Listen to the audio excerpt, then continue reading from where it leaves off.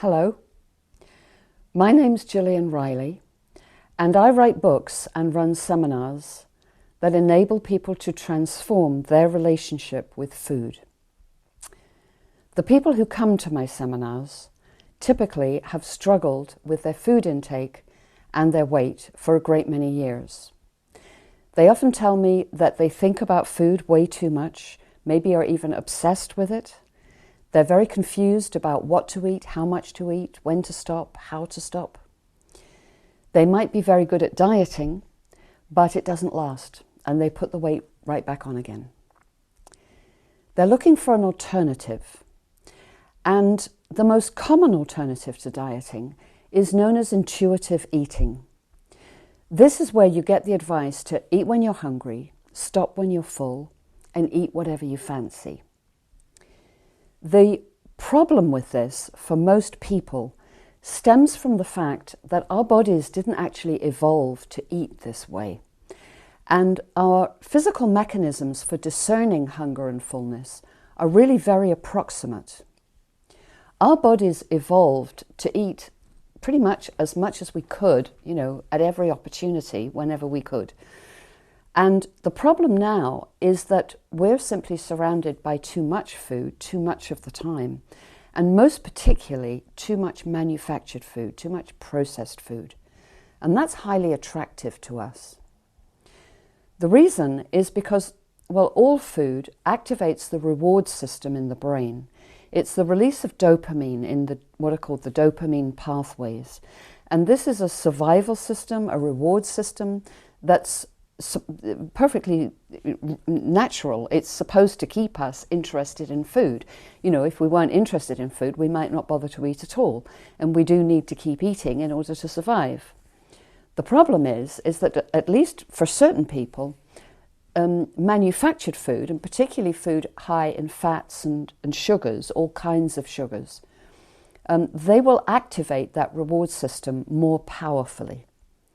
And so we become more attracted to those foods. They tempt us more. And they become more difficult to control. Not because we need them nutritionally, but because they've got that kind of compulsive Moorish quality to them, because they're activating those dopamine pathways more powerfully.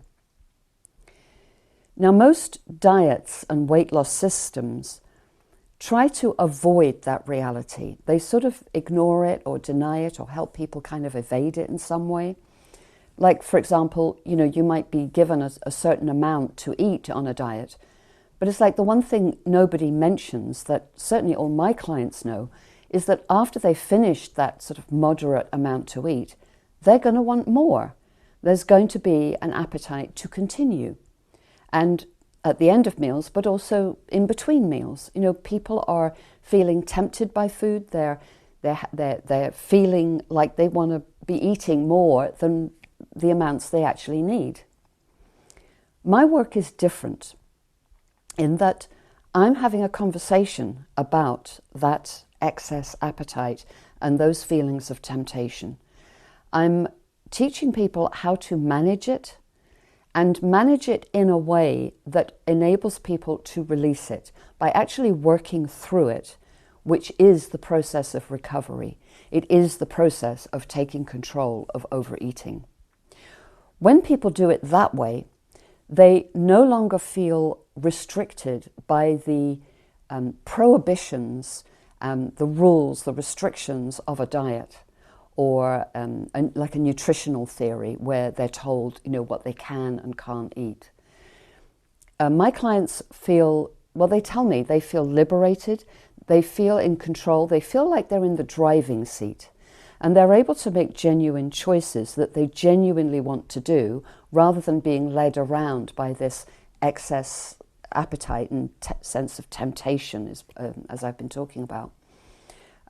They feel like they can make choices that they really do want to live with. They're able to eat less. They're able to eat in healthier ways. They feel more relaxed around food, and less anxious.